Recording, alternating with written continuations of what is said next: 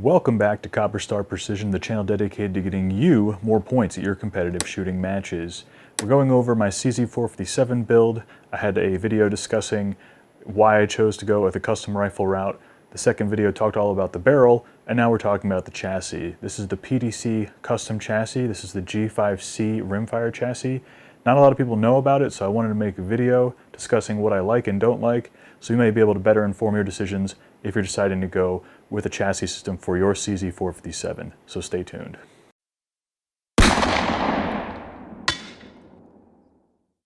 Now, the choice of a chassis or a stock for your rifle system is mostly personal preference. There are some features that you should look for if you're in the competitive games like NRL 22. You probably have different criteria if you're doing some sort of American Rimfire Association bench rest or some other sport, or if you're just hunting with your rifle or using it for plinking.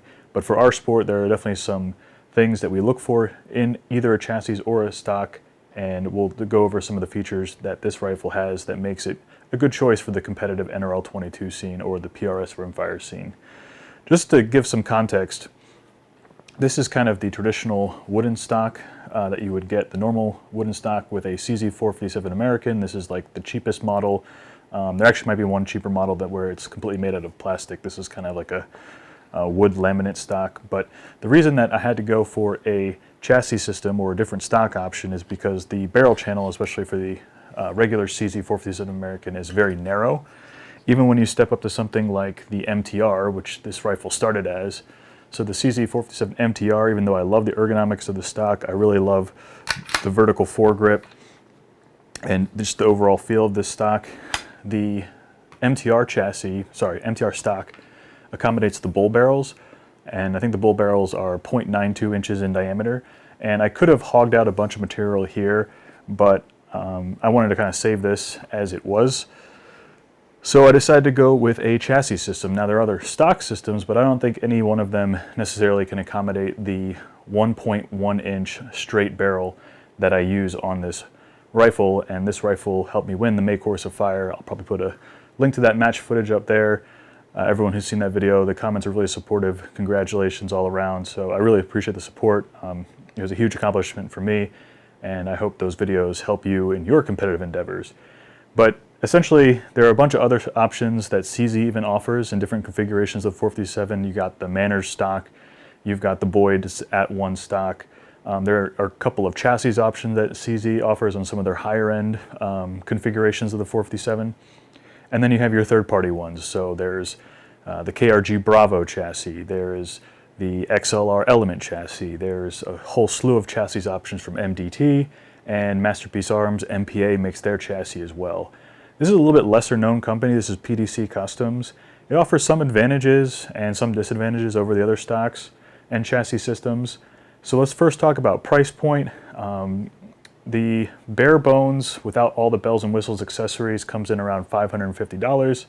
Compare that to some of your less expensive stocks, like your KRG Bravo, I think is $399 or $400 or $500. And your more expensive stocks, probably like your Masterpiece Arms and the MDT ACC chassis, probably looking at like $1,500. So the base price comes in competitively with some of the lower cost options. But once you start adding some features and bells and whistles, which is totally up to you what to add and what not to add, the price can creep up probably towards the $1,000 mark. I think as configured, this rifle is close to $900, the chassis system.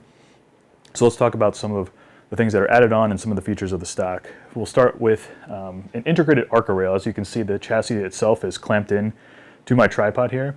So there's a full-length milled ARCA dovetail in the fore end, and it has this kind of offset here. And what's really interesting about this is that you can actually attach your bipod up here. Now, it doesn't seem like it makes much of a difference, but being able to put the bipod out here actually brings the entire center of gravity of the rifle downwards. So if you're in the prone position, you're even more stable. Generally speaking, the lower to the ground that you can get, the more stable the platform is going to be.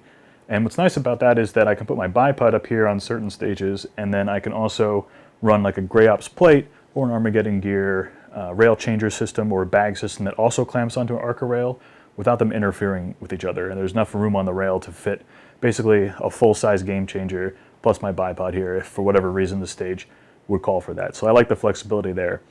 Now this barrel channel is quite long. I think it will accommodate up to a 1.25 straight contour barrel, and it's about 16 inches long to the end of the chassis here. So if you have a shorter barrel, it probably would look kind of silly. I'm not saying that it wouldn't work, but it's kind of look weird if your barrel ends before this. So I would recommend barrel lengths, probably minimum 20 inches to kind of make sense on this rifle. And it will also help with the balance if you have a longer barrel. So they do make another option, the G5LE model. I'll put a picture of it up here. It doesn't have this extra spot at the end, and I think it has some rails where you can make a bridge and attach like night vision or something like that to the end of the scope. So I don't think that's really necessary for the kind of shooting that I do, but it's another option. And I know a couple other people actually have ordered these chassis because they have the shorter barrels, and it works better for those situations. I have a 24-inch Schillen barrel, so it works perfectly with this rifle, and you've probably seen it in the match footage. So full length milled Arca rail with this little offset section, really nice feature.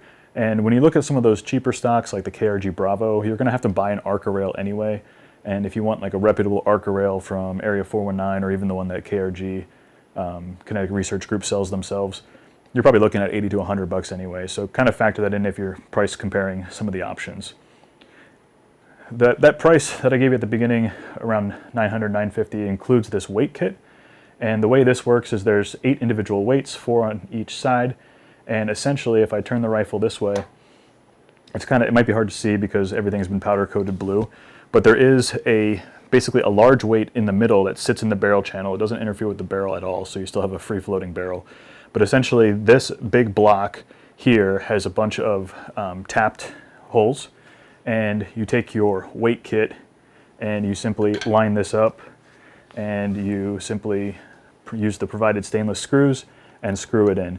So you'll get a hardware kit with 2 different length screws, a long and a short. So if you don't need as much weight, and let's say you just wanted to run these 3 weights, you take that one off. There's a shorter screw that simply screws right into the large center weight. And if you need the weights, and I use all the weights on this rifle, you simply use the longer screws and screw it in that way. So each weight takes 2 screws, and it's pretty self-explanatory how to add the weight to the rifle. I'll tighten that down later. So full weight kit on here. And what's nice about the weight kit, besides obviously providing balance to the rifle, is if you've seen things like the MDT Baker wings, which would be another add-on to a MDT chassis, the Baker wings are basically kind of like a little flat platform and a place to put your thumb or your forearm. And it gives you a little bit more purchase, a little bit more surface area if you're sitting on top of a bag. And what's nice is that these weights basically come pretty much down to the Arca dovetail, and they don't go past the top of the chassis. So it doesn't interfere with anything, and it's really nice if you want to get a purchase holding the weights here. I'll use this hand so you can see a little bit better, but it gives a nice stable position, a little bit broader surface area to put on your bag, and then use this as kind of a place to index your forearm to stabilize the rifle by grabbing the rifle and the bag against the barricade. Also, these weights, they do have threads here, so you can even add more weight if you were to put like a piece of steel or copper or something like that. You could drill a bunch of holes, and then these are threaded, so you can basically add accessories here. That brings up one con of this sort of rifle system. There's not really any M-LOK compatibility on anywhere on this rifle, so if you have accessories that use M-LOK attachments, you're pretty much out of luck because there's no place to attach it on the rifle. That being said, you could probably fashion something that would screw into one of these holes or something like that. I don't really use any M-LOK accessories. Any M-LOK accessories that I have used on rifles in the past have been to add weights, so M-LOK weight kits for M-LOK forends, but this has its own proprietary weight kit, and it has a lot of flexibility, so you can add a bunch of stuff. I could see, screwing in a little post here for a data card holder or something like that. Personally, my data card holder is usually attached to my scope, and I have scope rings where you can also attach things to it. So for me, the lack of M-LOK is not a huge deal breaker, and there is some flexibility here again because the weights, besides the screw holes to mount it to the center block, they also have these threads up here. Moving down, I believe this option is included in the price of the rifle, is this Barricade Stop here. It's simply attached by 2 screws, so you can take it off. I don't know why you would. because especially with the CZ457, we have the magazines that have a little bit of a curve to them, so they're not like a straight ACIS pattern magazine like you see in some of the higher end Voodoos and Rimexes, or even things like the Bergara B14R. So it's not like a regular pattern magazine. The CZ magazines do come out at a little bit of a curve. And if you're going into a barricade and you have a bag here or the barricade is here, you don't want that to jam up against the bottom of your magazine, which would then push it and potentially cause failures to feed. So having a barricade stop here is a definite plus, and I think that's included. If we keep moving backwards, this is a little $15 add-on, is this thumb rest. It's completely adjustable for tilt, and then you can move it in and out. Just basically loosen this screw and put this to whatever position you want. It is ambidextrous, so there is a hole on the other side, so if you are a left-handed shooter, you can place it on that side as well. The grip will take any AR pattern grip, standard AR grip. On the website you can actually pick one of two grips from Ergo. This is an Ergo grip. This one is called the TDX Zero, their vertical grip. I think the zero just means 0 degree tilt, so it's a complete vertical grip. It has a little bit of a palm swell. It fits my hand very well. And with that thumb rest, like I said, you get really, you can basically tailor it exactly to you. If you don't like this grip, you can replace it with anything that's AR compatible. So not much to say there, except for me, this is a really nice system. And the reason that a lot of competitive shooters do use vertical grips instead of an angled foregrip that you see on most rifles as they're normally configured is simply for the fact that we want to impart as little influence on the rifle when we're breaking the shot as possible for precision work. And the idea is that with a vertical grip, first, you definitely want something like a thumb rest or a thumb shelf. And if you get like the MDT vertical grip that has the built-in thumb shelf, I'm not sure if it will be compatible with this, which is why this extra thumb stop is an important feature. But we don't want to grab or wrap our entire hand and our thumb around the grip, maybe like we would if we were holding a pistol or something like that, because that has the tendency to induce torque into the rifle as we pull our trigger finger. Just from your hand kinetics, when you move the trigger finger, and you generally tend to, if you're a right-handed shooter, tend to torque to the left, which is why a lot of shots, if you're shooting pistol, tend to go low and left if you're not very diligent about having a straight-through trigger pull. But to avoid that, we can simply put our hand here, use the thumb stop here, so we're not wrapping and kind of gripping. We're just kind of resting the hand here and just letting the trigger finger do its work. And sometimes you'll even see, and I'll use my other hand to demonstrate, instead of wrapping the 3-4 fingers and using a thumb rest, sometimes you'll even see just the fingertips. People use just the fingertips to anchor themselves on the grip, just using this to put very minimal, any undue influence onto the mechanism and action of pulling the trigger. So this setup really works for me. Whether or not it works for you, it's kind of, again, grips, just like chassis systems, are very personal preference.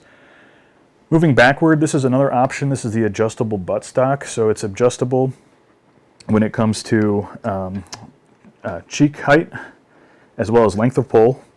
And you can slide the butt pad up and down. You can cant it either way. So fully adjustable, toolless buttstock. It is toolless because basically you have these little 2 screws here. And then this is a sort of knob here. And it's not, you can see it's a threaded screw, like a threaded rod, but it's not infinitely adjustable, which is nice because it actually has detents. So about every 1/6 of a turn, there's a detent under here. So it's really positive clicks. So basically it's like a click system. It's definitely, each move is probably very minimal. I haven't measured it exactly. I don't know if it moves it like a 1/4 inch each time, or 1/2 inch, or it's less than that. But the idea being that you have very positive detents, and then what you do, you can see there's a little bit of play here, but what we do is we simply just tighten down this screw by hand, and there's no play here. Same thing with the buttstock. You can see there's a little bit of play. Once you find your length of pull with these detents, and hopefully you can hear those clicks, you simply screw this down, and then there's no play. I mean, the whole rifle is moving, and the butt plate is not moving. One thing I have noticed is that these thumb screws tend to loosen up after a couple stages, or depending on how hard I'm manipulating the rifle. There is an Allen place in here to put an Allen wrench, so you can really torque these down, but that kind of defeats the purpose if you can't undo them by hand. Doesn't really make it toolless anymore because you need an Allen wrench. But if you know exactly where you're going to be and you're not going to change it, then feel free to torque those down. They should never move. I have noticed if I just have them thumb tight, then they do tend to walk out after a little bit of time. But it's not a big deal, and even if they are loose, it's not terrible. I mean, you don't want play in the rifle, but it's not bad. The cheek riser itself is held on by 2 screws in the top here, and this actually has 2 positions. So you can either have it oriented rearwards like I have, or you can actually move it up about an inch or 3/4 of an inch. And the reason I have it back here is that 1, it fits my natural cheek weld and shoulder position much better, and 2 is if for whatever reason during a match I have like a stuck round or something and I need to jam a cleaning rod down the front of the barrel, this allows me to fully remove the bolt. In the other position, it can still be done, but it's a little tight. Having it back here, and there's also, you can see like a little recess in the cheek piece so that the bolt can come straight back and out, and then you can just tilt it out. So I really like that. Advantages are obviously the adjustability and kind of a personal preference thing once again. It has this flat bottom here. I'll put a picture of the other non-adjustable buttstock. It has a little bit of an angle to it. And for me, having something that tracks straight back helps with follow-up shots and making elevation changes, because if you have a rear bag and you're squeezing the bag on a flat surface, no matter where the bag is placed, you kind of have the same feel to an extent, whereas if you have something that's sloped on your buttstock, depending on whether or not you put the bag forward or back, it's going to give you different elevation changes. So some people like that. Some people actually like having the slope, because instead of squeezing to change elevation, they can kind of hold the same pressure and slide the bag sort of fore and aft, and that will change the elevation because this is on a slope, so it'll tilt the back of the rifle up or down. Me personally, I just like squeezing to change elevation, and having this flat surface means that no matter where I put the bag, each time it's going to be consistent and it's going to be pushing up kind of in the same plane. So I do like the flat bottom here. There are actually some threaded holes on the bottom here, so if you wanted to add a different kind of bag rider, or if you wanted, you could probably machine something or make some like Delvin rod that you could screw in here if you wanted something that was longer, or if you wanted something with a different shape, more of like a V-notch if you're shooting off of like a rabbit ear bag, so it would settle into that V-notch a little bit better. So I do like the fact that a lot of these things, there are kind of spaces for additional add-ons in addition to all the adjustability that you already get. There are 2 QD sockets, one on each side in the back of this buttstock. There are also 2 QD sockets at the front of the rifle. With the weight kit installed, having a swivel stud QD socket kind of interferes if you have the front weight in. But if you do sling shooting, maybe you just take off the front weight if you don't need it. And if you're doing sort of sling shooting with a chassis, which is not necessarily traditional, you probably want the rifle to be as light as possible anyway. So you probably wouldn't have the weight kit on there anyway. But so there are 2 QD slots, one on each side, which is nice. 2 back here, one on each side if you want to attach a swing swivel stud or something like that. There is an additional option for a folding buttstock, and essentially there's a little piece, it's a different buttstock design, but basically there's a piece here that would allow you to fold this stock inwards. And it's a little bit of an expensive option, and I didn't really think I needed it. However, you know, now that I've had the rifle and used it, it would have been nice to have that additional feature so I could swing this out of the way, which would make cleaning the rifle easier. As it stands now, it's very difficult to get a bore guide and a cleaning rod completely in line with where the action sits. So what I generally do is I end up removing the cheek piece completely, and there's a little bar under here that this screws into. So using these detents and basically moving it all the way down so I can get clear access to the bore. That's why you see this little piece of blue tape here. So that's kind of the place where I return the cheek height to once I'm done cleaning. But honestly, it's probably much easier with the folding buttstock, obviously. And I end up pretty much just removing my barreled action from the rifle to clean it anyway now, because it's a little bit of a hassle. So if I were to do this again, I probably would get that folding buttstock. What is nice about the buttstock though, when your barreled action is out of the rifle, this entire piece from the trigger guard to the place where the AR grip attaches all the way back here is essentially held in with two screws here. So one right behind the rear tang of the action. These aren't accessible when the action's in the rifle chassis system, but there's one here and one here. So if you ever have to travel with a rifle, you can actually break this down and basically remove everything from the trigger group rearward. So really, this package becomes like half as long.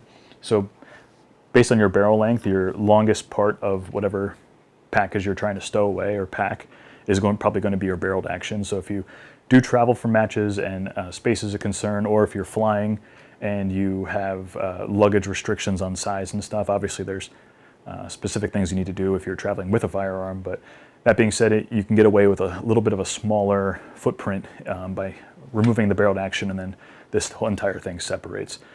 As far as rigidity goes, kind of the reason why I didn't get the folding buttstock was thinking that this whole system would be more stable. And even though this is two pieces, it is extremely rigid. There's no play whatsoever between the chassis itself and sort of the trigger guard buttstock area. I can't say what it would be like with the folding stock. I imagine the quality would be just the same. So I probably would have gone, like I said, with that option before. As far as bedding the action, when it comes to stocks, you look at things like pillar bedding, which I don't think maybe it does. Maybe the regular CZ American has some rudimentary pillar bedding. I know the the MTR chassis does have pillar beds. Glass bed stocks, all kinds of stuff. With aluminum chassis, usually the machining is precise enough that you don't have to do any of that. And I found that to be the case here. The action sits very positively in here, and the way that's done is, it's probably hard to see on camera, but there are a bunch of little step grooves. It's called a V-block system. So essentially there's like little staircases on each side of this that help center an action that is round in shape. So some actions, some have more flat bottoms. Most are essentially round. If you think of things like Ruger 1022 is basically like the action itself is like basically a small little brick. It's probably flat, so, and it actually only has one action screw to torque it down, which is interesting. But with the two action screws here in this V-block system, everything is centered up and nice and concentric so that your chassis is in line with your action, which is in line with your barrel. So everything is pointing in the same direction, which is important. So I've had no issues whatsoever when it comes to mounting and unmounting in this chassis system. It holds it very securely. Two action screws go in the bottom, obviously, short one up front, long one in the back. It goes up through this trigger guard right here. It can be a little awkward, so you probably need a longer Allen wrench or something. It is tough to kind of get in there, so that is a consideration. This grip and the finger grooves here can get in the way if you want to put your torque wrench right up here. So something to consider is getting a little bit of a longer Allen wrench and then torquing it to the proper specifications. I found that, action torque does have quite a bit of influence on accuracy of groups. I think CZ recommends something like 35 inch-pounds. Don't quote me on that. But I found that I settle right around 30 inch-pounds is where this combination is the most accurate. So play with your action screw torque, regardless if you have a chassis or stock, and you might see some improvements in your accuracy and group size there. So overall thoughts, very happy with it. Really like the features such as the milled-in ARCA rail with this little step system here. I think the adjustable buttstock is important to have for the reasons I stated, having this flat. The thumb grip here is great, Barricade Stop is great. And this kind of puts you in the middle price point between some of the highest end chassis and some of the lower end options when it comes to this entire setup. But again, it's personal preference. I know some people have been asking for a little bit of a review and overview of this because they haven't really seen it in action and there aren't too many in the wild.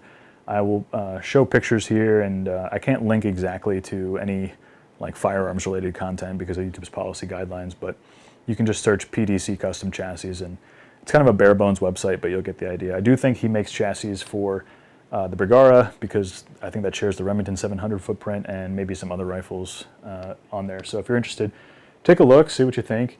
Again, it's a lot of personal choice, so it's really up to you, but I hope you like these videos. I'll be putting out more videos, and hopefully we'll see this rifle winning more matches coming up this upcoming season. So stick around for that, and make sure you like, comment, and subscribe on this video to get future notifications on when those videos come out. I'll be going over the June course of fire very shortly here, lots of the stage debriefs and that kind of thing. And other than that, if you have any questions, you can always leave them under this video. And until I see you next time, as always, score more points.